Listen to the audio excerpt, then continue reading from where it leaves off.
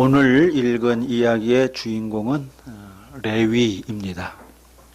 이 레위라는 이름은 함께 연합한다, 함께 연합한다는 그런 뜻이 담겨 있는 이름입니다. 창세기 29장에 보면 야곱의 아내인 이 레아가 셋째 아들을 낳고서 이렇게 말합니다. 내가 그동안 남편에게 큰 사랑을 받지 못했는데 이제 세 아들이나 낳았으니 이제는 남편이 나를 사랑해서 나와 연합하게 될 것이다.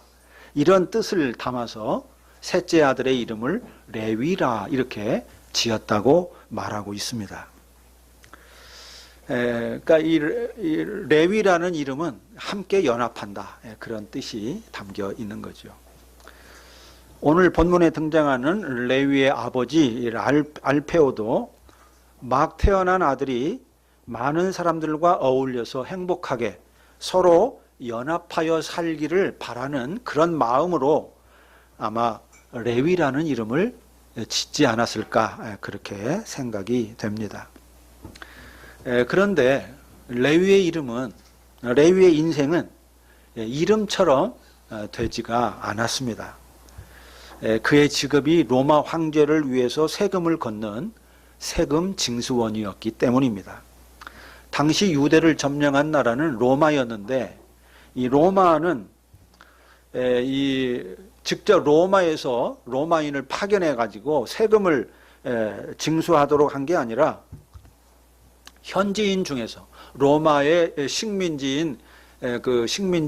현지인들 중에서 사람을 뽑아 가지고 세금을 거두어 로마 황제에게 바치도록 그렇게 했습니다.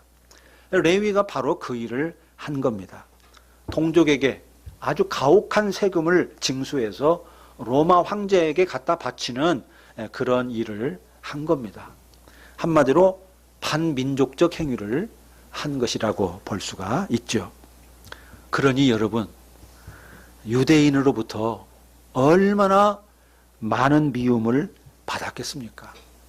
저놈은 민족을 배신한 자라는 그런 멸시와 수모를 굉장히 받았지 않겠습니까? 실제로 당시의 유대인들은 이 세리들을 죄인이나 이방인처럼 취급했다고 합니다.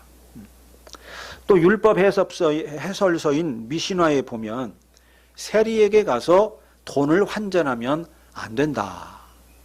또 세리는 법정의 증인이 될 자격도 없다. 세리의 돈을 구제금으로 받으면 안 된다. 이런 규례들이 나와 있다고 합니다. 심지어 거지조차도 이 세리가 주는 돈은 받지 않았다고 합니다. 그만큼 세리를 멸시한 겁니다. 자, 이런 상황을 감안해 보면 이 레위의 삶이 어떠했을지 여러분 짐작이 가지요. 하루하루 산다는 것이 정말 가시방석이었을 겁니다. 어쨌든 가족들과 함께 먹고 살아야 되니까. 또 잘하면 로마 당국의 눈에 들어서 돈도 많이 벌 수 있을 뿐만 아니라 출세도 할 수 있으니까. 이 헤롯 대왕이 원래 이 세금 징수원 출신입니다. 세리 출신이에요. 그래가지고 로마가 아니라 유대인의 이제 그 섭정 황제 왕이 된 거잖아요. 그런 그 출세의 길도 열려 있기 때문에 로마 황제를 위해서 세금을 거두고는 있지만은 그래도 양심이 있기 때문에 마음은 정말 천갈래 만갈래로 복잡했을 겁니다. 번민과 갈등이 끊이지 않았을 겁니다. 예수님은 바로 그런 레위에게 다가갔습니다. 사람들에게 인간 말종 취급을 받는 그 사람, 먹고 살기 위해 동족의 피를 쥐어짜는 그 사람, 번민과 갈등으로 마음이 천갈래 만갈래인 그 사람에게 다가가서 나와 함께 하자, 나와 함께 생명의 길, 진리의 길을 가자, 이렇게 손을 내밀었습니다. 레위는 매우 당황했을 겁니다. 모든 사람이 자기를 벌레 보듯 하고 쓰레기 취급하는데 이 예수라는 사람이 다가와서 손을 내미니까 너무나도 낯설고, 그래서 낯설기도 하고 황송하기도 하고 또 한편 당황스럽기도 했을 겁니다. 그러나 예수님이 내민 손을 외면할 수는 없었습니다. 황송하기도 하고 당황스럽기도 했지만은 예수님이 내민 손을 붙잡았습니다. 그리고 자기 집에 초대했습니다. 예수님 일행은 뭐 말할 것도 없고 많은 그 세리 동료들까지 다 집에 초대해서 음식을 장만해서 대접을 했습니다. 자, 마가는 이 장면을 기록하고 있는데요. 예수님을 따르는 일행 중에 죄인이 많이 있었다, 이렇게 아주 콕 집어서 말하고 있습니다. 2장 15절에 보면은 그의 집에 앉아 잡수실 때에 많은 세리와 죄인들이 예수와 그의 제자들과 함께 앉았다. 이는 그러한 사람들이, 죄인들이죠. 그러한 죄인들이 많이 있어서 예수를 따름이러라, 이렇게 말합니다. 예수를 따르는 자들 중에 소위 죄인이라고 낙인 찍힌 사람들이 많이 있었다 하는 것을 마가는 강조하고 있습니다. 바로 이 장면을 바리새인들이 본 겁니다.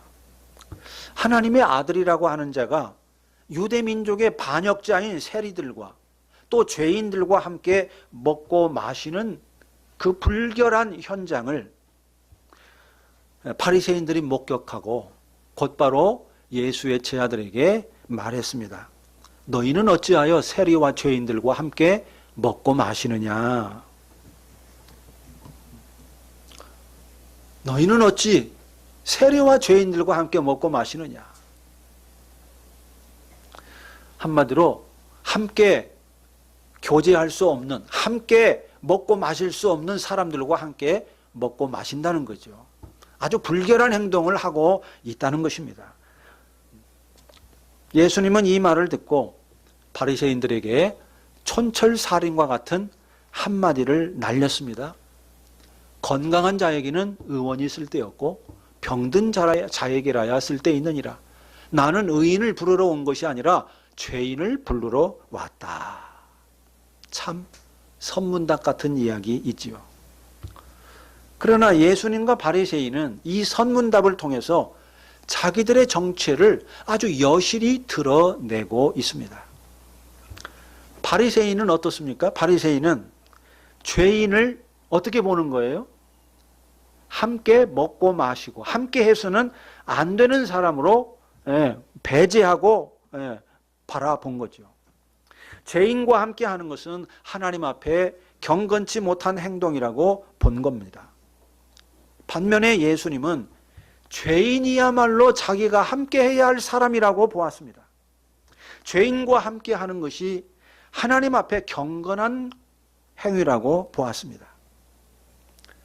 사실 바리새인이나 예수님은 다 똑같이 아브라함의 하나님을 압니다. 모세 율법을 압니다. 바리새인들도 다 알고 예수님도 다 압니다. 똑같은 여호와 하나님을 경외합니다. 그러나 죄인을 바라보는 관점, 세상을 바라보는 태도, 이것은 완전히 반대였습니다. 정반대였어요. 참 놀라운 일이죠. 오늘도 그렇습니다. 수많은 그리스도인이 똑같이 예수님을 믿습니다. 똑같이 하나님의 말씀을 믿습니다. 전혀 다른 하나님을 믿는 게 아닙니다. 다른 경을 믿고 읽고 따르는 것이 아닙니다. 똑같은 하나님, 똑같은 성경을 읽고 그 하나님을 경배하고 따르고 있습니다. 그런데 말이죠. 놀라운 사실은 세상을 바라보는 관점이나 하나님의 뜻을 이해하는 관점이 그리스도인들마다 제각각 다르고 정반대인 경우가 너무나 많다는 것입니다. 예수님과 바리새인이 완전히 달랐던 것처럼 그리스도 똑같이 예수를 믿는 사람 중에도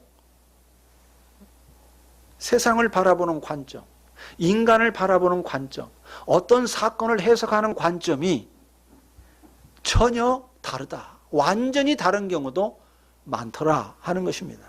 이건 뭐 너무 많이 우리가 확인할 수 있는 사실입니다. 여러분, 과연 누가 진짜이고 누가 가짜일까요? 자, 일단 이 의문을 던져놓고 예수님 말씀 속으로 한 걸음 더 깊이 들어가 보겠습니다. 여러분, 예수님은 왜 건강한 자에게는 의사가 쓸데없고 병든 자에게라야 쓸데있느니라, 나는 의인을 부르러 온 것이 아니라 죄인을 부르러 왔다, 왜 이 말씀 한 걸까요? 도대체 이 말은 어떤 의미가 있을까요? 이 말 속에 예수님이 건강한 자, 깨끗한 자는 미워하시고 병든 자, 더러운 자는 사랑한다는 말일까요? 아니면 병든 자, 더러운 자가 불쌍해서 예수님이 그들을 위해서 왔다고 말한 것일까요? 그렇지 않습니다. 예수님이 이 말씀을 하신 것은 바로 이것 때문입니다. 사람은 자기가 죄인인 것을 알아야, 자기가 죄인인 것을 아는 자라야 예수님의 부름에 응답하기 때문입니다. 예수님이 병든 자를 치유하고 더러운 자를 용서하여 깨끗게 하기 위하여 이 땅에 왔기 때문입니다. 너와 나는 함께 할 수 없다고 선을 긋고 서로가 죄인이라고 정죄하고 배제하는 이 세상, 서로 미워하고 갈라지고 싸우고 살아가는 그런 이 세상, 만인이 만인과 전쟁하듯 살아가는 이 세상을 용서와 화해와 평화의 세계로 회복시키려고 예수님이 왔기 때문에 바로 그런 말씀을 하신 겁니다. 예수님은 병든 자, 무력한 자, 소외된 자, 가난한 자, 더러운 자를 치유하고 구원하러 왔습니다. 정죄와 대립과 상호 배제와 그런 대결이 만연한 세상을 용서와 화해와 평화가 가득한 세계로 재창조하기 위하여 예수님이 왔습니다. 그런데 여러분, 사람이 무조건 치유가 됩니까? 예수님 말씀 들었다고 무조건 회개하고 구원을 받습니까? 어림도 없는 이야기입니다. 사람이라는 존재가 그렇게 간단하지가 않아요. 예수님 말씀 한번 들었다고 사람이 변화되지 않아요. 아무리 하나님 말씀 들려주고 아무리 예수님이 달려들어서 내가 너를 치유해 주겠다고 할지라도 나는 건강하고 깨끗하다고 자부하는 사람은 절대 치유하지 못합니다. 그런 사람은 하나님도 구원하지 못해요. 결코 구원하지 못합니다. 그러면 누가 치유받고 누가 구원받습니까? 나는 병든 자, 나는 부패한 자요, 나는 어둠에 갇힌 자요, 나는 죄의 종로를 타는 자라는 사실을 발견하고 뼛속 깊이 인식하고 인정하는 자라야 하나님의 치유를 받고 하나님의 구원을 받습니다. 아주 작은 것부터가 그렇습니다. 뭐 구원은 말할 것도 없고 아주 작은 일상의 것부터 그래요. 여러분 한번 보십시오. 사람은요, 자기가 불완전하다는 것을 알아야 옆에 있는 사람에게 손을 벌립니다. 날 좀 도와달라. 손을 벌려요. 자기 안에 허물이 있다는 것을 알아야 다른 사람의 허물을 용납할 수 있습니다. 자기가 무지하다는 것을 알아야 책을 읽고 공부하게 됩니다. 자기가 허약한 것을 알아야 건강에 신경을 쓰게 됩니다. 자기가 피조물인 것을 알아야 창조주 앞에 무릎을 꿇습니다. 자기가 불의한 자임을 알아야 하나님의 의를 받아들입니다. 사람은 다 이렇습니다. 나는 병든 자요, 부패한 자요, 참으로 어둠에 갇힌 자요 죄의 종로로 다는 자라는 것을 뼛속 깊이 깨닫고 인정하는 자라야만 하나님의 말씀이 들리고 하나님의 구원을 믿음으로 받아들이게 됩니다. 나는 깨끗한 사람이야. 나는 정결한 사람이야. 나는 아주 건강해. 이렇게 자부하는 사람은 어떤 구원도, 어떤 치유도, 어떤 은혜도 받아들이지 않습니다. 그러니까 구원받았다는 것은 달리 말하면 이런 말이죠. 나는 병든 자요, 부패한 자요, 어둠에 갇힌 자요, 죄의 종노릇하는 자라는 사실을 뼛속 깊이 인정하고 받아들였다는 뜻입니다. 자, 그렇다면은 구원받은 자들이 모인 교회는 어떤 곳이어야 하겠습니까? 여러분, 어떤 곳이겠습니까? 건강하고 깨끗한 자들이 모인 공동체이겠습니까? 그럴 리가 없지요. 그런 자는 교회에 나올 수가 없습니다. 하나님의 구원을 받아들이지 않는데,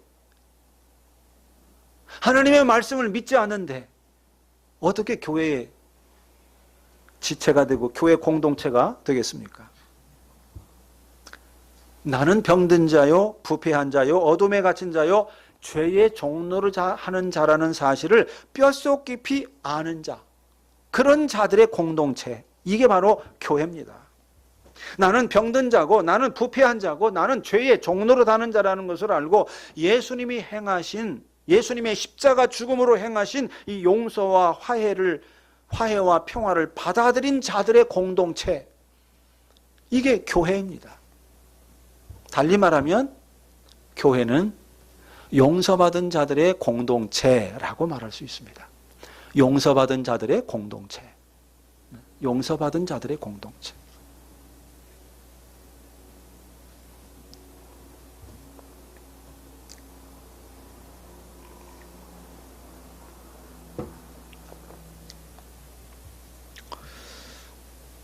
그리고 용서받은 죄인들이 나는 용서받았다는 이 사실에 기초해서 이제는 서로 형제 자매와 함께 교회 안에서, 가정에서 피차 화해하고 또 그 화해에 기초해서 함께 평화의 삶을 살아가는 것, 여러분, 이것이 구원입니다. 제가 기회 있을 때마다 입버릇처럼 하는 말입니다마는 구원은 죽은 후에 저 하늘나라에 올라가는 것이 아닙니다. 하나님의 은혜로 건강한 것, 하나님의 능력을 힘입어서 인생이 그냥 잘 풀리는 것, 경건의 훈련을 받아서 아주 정결하고 깨끗한 것이 구원의 증표가 아닙니다. 수많은 교회와 그리스도인들이 이런 것들을 구원의 증표라고 간증하고 내미는데, 여러분, 이런 것들은 구원의 증표가 아니에요.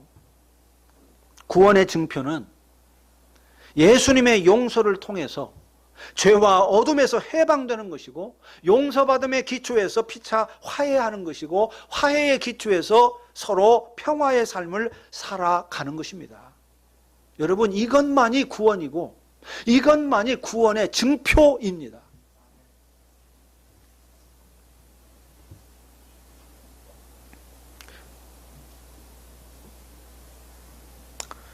예수님은 우리에게 금과 은을 주려고 오지 않았습니다.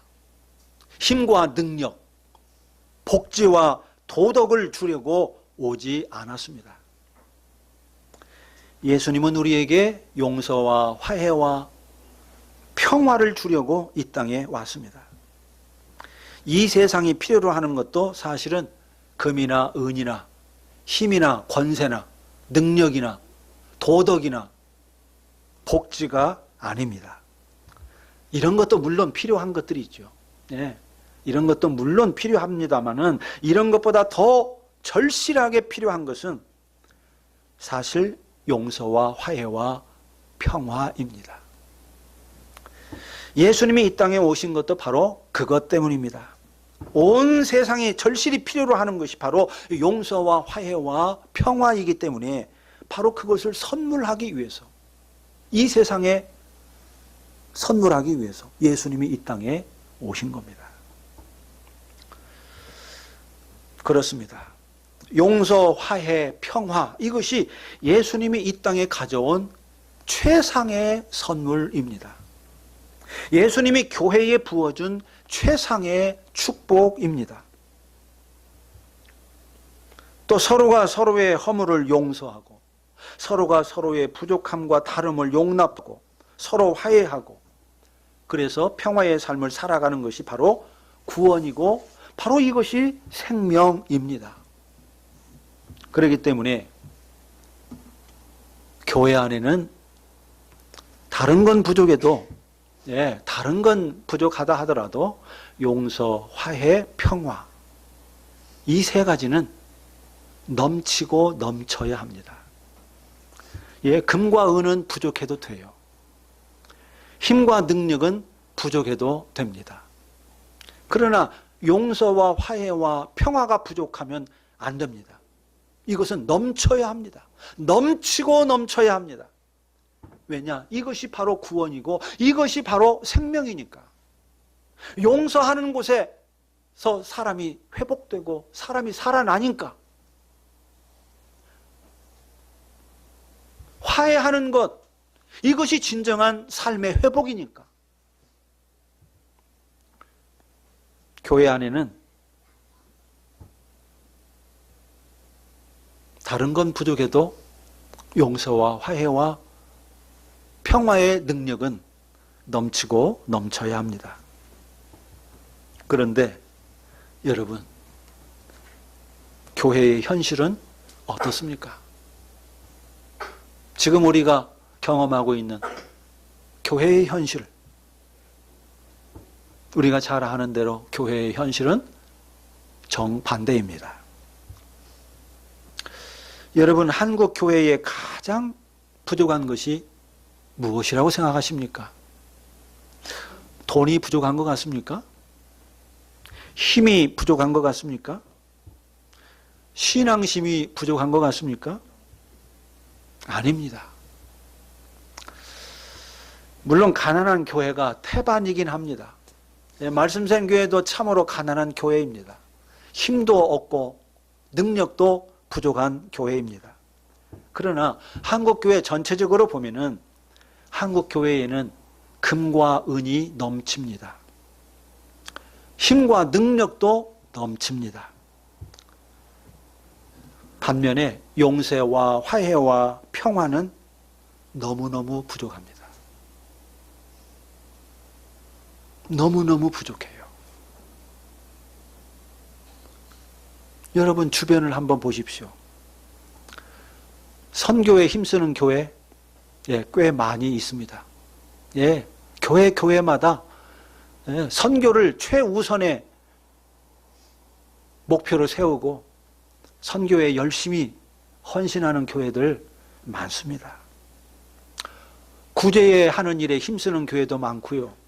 사회 정의를 위해서 애쓰는 교회도 적지 않습니다.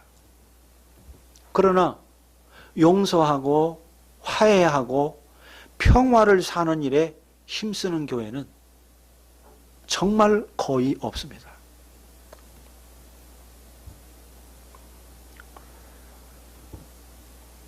사실은 이것이 교회가 힘써야 될 진짜 책무이고 교회가 품어야 될 진짜 비전인데 이 일에 힘쓰는 교회는 거의 없어요. 거의 없습니다. 얼마 전에 어느 목사님하고 통화를 하다가 그 목사님이 요즘에 그 용서에 대한 화두를 갖고 고민하고 공부하고 그러고 있는데 가만히 생각해 보니까 70이 넘으셨는데 지금까지 교회 안에서 용서에 대하여 설교를 들은 기억이 거의 없다는 겁니다. 물론 뭐 때로 용서하라는 말을 그 설교에서 지나가듯이 용서해야 됩니다 이런 말들은 하지만은 용서라는 문제에 대해서 본격적으로 가르치는 교회는 자기가 지금까지 본 적이 없고 자기도 평생 목회하면서 용서라는 문제를 가지고 집중적으로 설교한 적이 한 번도 없었다고 그런 이야기를 저에게 했습니다. 그렇습니다. 여러분 신앙생활을 한번 돌아보십시오. 용서에 대한 이야기, 화해에 대한 이야기 얼마나 들은 기억이 있습니까? 거의 없습니다. 사실 교회에 넘쳐야 될 진짜 보화는 금이나 은이 아니라 용서와 화해와 평화인데 이 보화가 넘치는 교회가 거의 없다는 것입니다. 그리스도 안에도 용서와 화해와 평화의 능력이 넘쳐야 되는데 이 능력이 넘치는 그리스도인은 거의 없다는 것입니다. 저는 최근에 두 가지 사실을 발견했습니다. 하나는 그리스도인들이 하나님을 우상 숭배하듯 하고 있다. 이걸 발견했어요. 또 하나는 교회와 그리스도인 안에 용서와 화해와 평화의 능력이 심히 부족하다 하는 것을 제가 발견했습니다. 저는 이 두 가지 사실을 발견하고 정말 깜짝 놀랐습니다. 또 심히 부끄럽기도 했습니다. 제가 목사로 살면서 이런 사실조차 깨닫지 못했다는 것, 우리 그리스도인들의 신앙 행태가 우상을 섬기듯 하고 있다는 이 사실을 제가 깨닫지 못했다는 것, 발견하지 못했다는 게 놀랍기도 하고 부끄럽기도 했습니다. 또 이토록 소중하고 긴급한 일에 제가 집중하지 못한 것이 심히 안타까웠습니다. 그래서 요즘 회개하며 기도하고 있습니다. 오늘 제가 이 설교를 하는 것도 바로 그 때문입니다. 저에게 목사로서 얼마의 시간이 남아있는지는 모르겠지만은 저는 이제 저에게 남아있는 목회의 시간만큼은 이 일에 집중해야 되겠다 그런 생각을 하면서 주의 은혜를 구하고 있습니다. 하나님을 진정한 하나님으로 예배하고 경배하고 섬기는 일, 우상을 섬기듯이 섬기는 게 아니라 하나님의 뜻에 합당한 방식으로 하나님을 섬기는 이 일, 이걸 회복해야 된다고 생각하고요. 또 하나는 정말로 우리가 말씀이 명하는 대로 예수님이 이 땅에 와서 세상에 주고자 한 것이 바로 용서와 화해와 평화의 복음이라는 것을 우리가 인정하고 그 용서와 화해와 평화의 삶을 사는 일에 집중해야 되겠다. 그 생각을 하면서 주님의 은혜를 구하고 있습니다. 사랑하는 성도 여러분, 우리가 부족하지만 피차 용서하고 화해하고 평화의 삶을 사는 일에 마음과 기도를 모으면 좋겠습니다. 서로의 허물을 용서해주고 서로의 부족함, 서로의 차이를 너그럽게 용납해주고 받아주고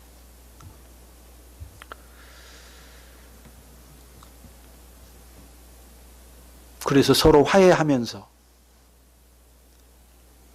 최선을 다해서 평화의 삶을 사는 것, 바로 이 일에 우리 신앙생활의 최우선순위를 두고 우리가 함께 힘쓰면 좋겠습니다. 저는 용서와 화해와 평화의 삶을 사는 것이 곧 복음을 전하는 것이고, 저는 이렇게 사는 것 자체가 곧 복음이고, 이렇게 사는 것 자체가 곧 복음을 전하는 것이고, 이것이 곧 사람을 살리는 일이고, 이것이 곧 세상을 새롭게 하는 일이라고 저는 믿습니다. 여러분도 아멘이 되십니까? 네. 아멘이 되시면 힘차게 한번 아멘 하시기 바랍니다. 힘차게. 너무 힘이 없어요. 자, 힘차게 한번. 힘차게. 네.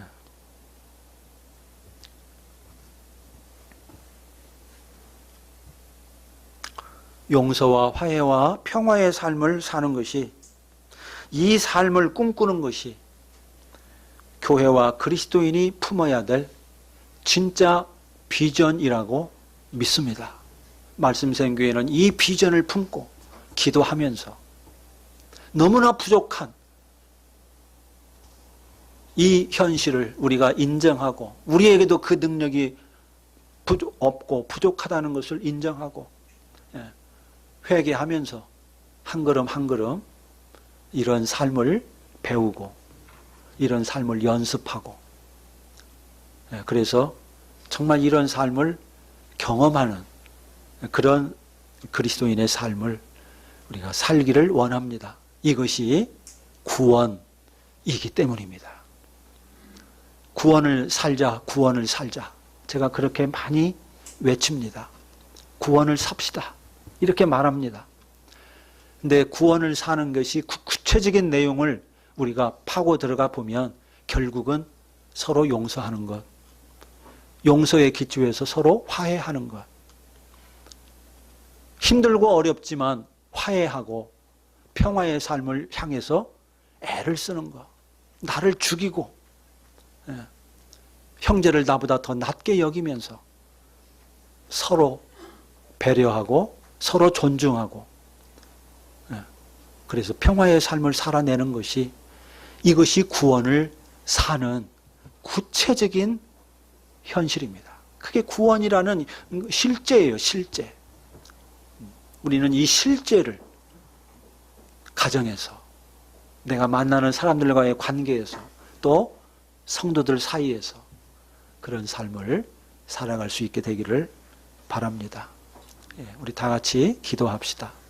여러분, 나의 기도 제목으로 품고 여러분 기도하시기 바랍니다.